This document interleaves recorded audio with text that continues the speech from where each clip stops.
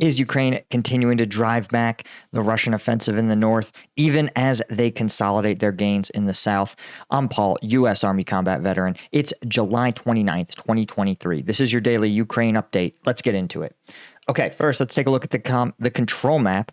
And there are two notable changes that are being reported in the most recent update. The first is some of the positions that Ukraine has liberated near Robotine have been retaken by Russian forces. You can see here one windbreak, fairly minor in the grand scheme of things, especially relative to the efforts here. We take it back to the 24th, and you can see in the last 5 days or so, you have considerable Ukrainian gains, even though this Russian counterattack appears fairly limited. And if this is the extent of Russian counterattacks that we're going to see, that's a pretty good one. And as you guys probably know, right, when you counterattack, the point is to hit the enemy before they have a chance to dig in and establish solid defensive positions. So the biggest and best counterattack is going to happen in the first 24 hours after you've taken territory. So I think this bodes well for Ukraine maintaining their gains outside of Robotine.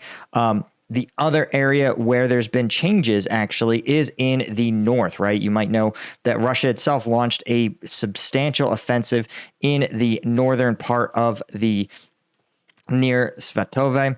And you can see here, we'll move it forward 3 days or so.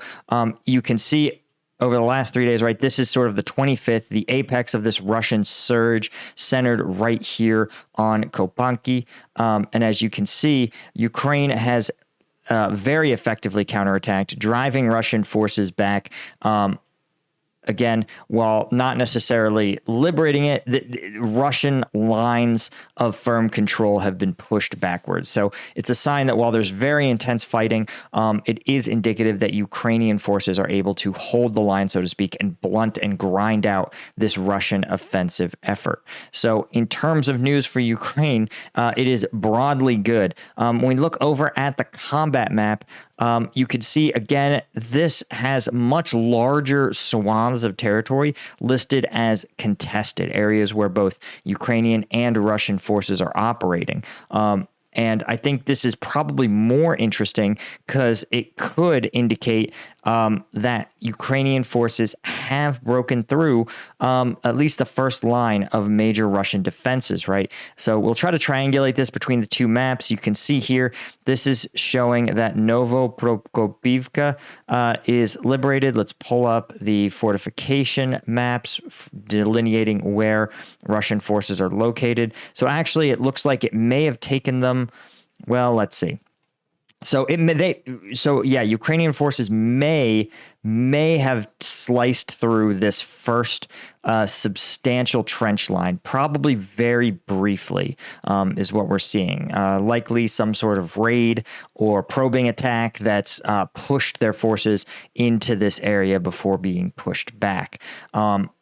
Nonetheless, I think it's indicative if Ukraine can break this line, you can see how much it will open up potentially Russian defenses, right? As you know, right, if they can take control of these trenches, as we've seen, once you're in the trenches, it's much easier to clear out a trench, right? These are meant to defend an assault coming from the north. So if Ukraine can get to a point where it's pushing Russian forces from the east or west, you're going to be able to clear out this area much more easily. And in turn, it'll force the Russian forces already fighting in the rear to either turn around or it will create such great logistic disruption that the Russian forces on the front lines will struggle to maintain their combat effectiveness against continued Ukrainian pressure. So the potential for clearing these massive trenches, for turning these massive trench lines, it's hard to overstate if this is accurate, right? And again, the reality gets a vote when it comes to these massive trench networks. They could be depicted as single lines, but they could actually be broken up. They could curve and turn in different ways. But if we assess the map as is, and logically we know Russian forces, again, their defensive efforts are focused entirely on the north. I think it would be reasonable to be optimistic if Ukraine can get into these trench formations. But again, just because some forces are operating there is a long cry from being able to sustain combat in those areas. You can see here, though, they've listed both Staromayorsk as liberated and Oruzane as being contested.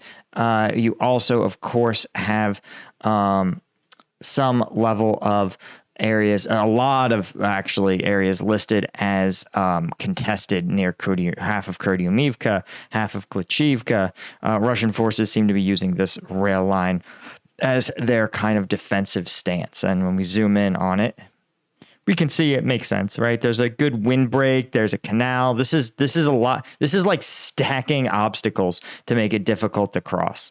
And other news, actually, of course, as always, guys, a lot of you actually yesterday became members of combatvetnews.com, and I appreciate you guys, probably because we just dropped a video on there of all of the Ukrainian tactics. And what I thought was one of the best videos I've seen in a while, it's actually a compilation, not just of it's GoPro of a soldier engaging Russian forces in a tree line. Then you see the command staff, assess the situation using drones, make a tactical decision. You see mechanized forces come into play. And then you see as Russian forces are driven out, how artillery units contribute to the battlefield. And it's I thought it was a really fun and good case study in combat effectiveness, right? Sometimes we only see the GoPro videos and we think they're the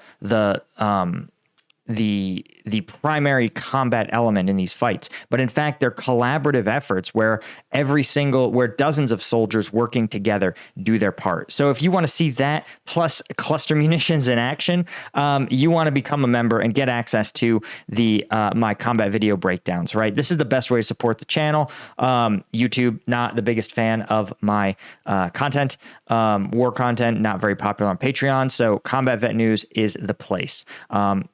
And as always, guys, I appreciate every single one of you guys that support, that like the video, that hit subscribe. It all helps. Okay. Now, in the news, I thought this was interesting. The U.S. is saying that Russia's Shoigu is looking for weapons in North Korea. Now, you guys probably know North Korea, the Hermit Kingdom, is notorious for its willingness to do, well, just about anything to make money. They ran crypto scams. They created actually computer hacking units, but oftentimes they would engage in money-making criminal enterprises simply because, again, a state-backed criminal enterprise, well, no one's going to prosecute a North Korean for stealing something from a U.S. citizen.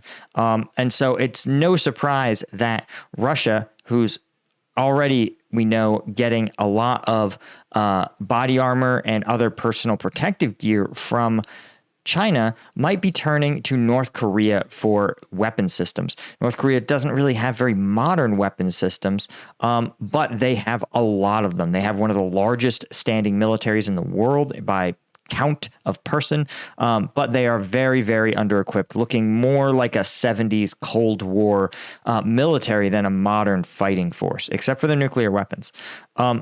But Shoigu is probably prepared to offer them a premium deal for a large number of weapons. I imagine especially individual weapon systems and Soviet-era artillery equipment. I bet all of those would be very much sought after.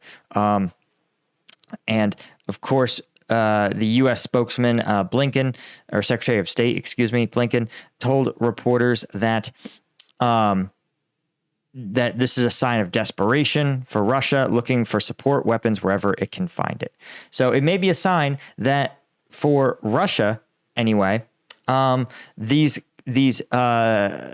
getting pushed back from their lines, and this war of attrition that Ukraine has sort of pivoted to, so it took a pause in its offensive and pivoted to attriting Russian logistics, might be paying dividends, right? That might be Russia's weak point, not manpower per se, but their ability to keep their forces supplied with the fuel, food, weapons needed to sustain this war. Anyway, guys, that's all I had. Be sure to check out combatvetnews.com. Thanks to our Colonel tier members, and thank you to our Lieutenant tier members. I couldn't do this without you guys. Thank you so much, and I will see you guys in the next one.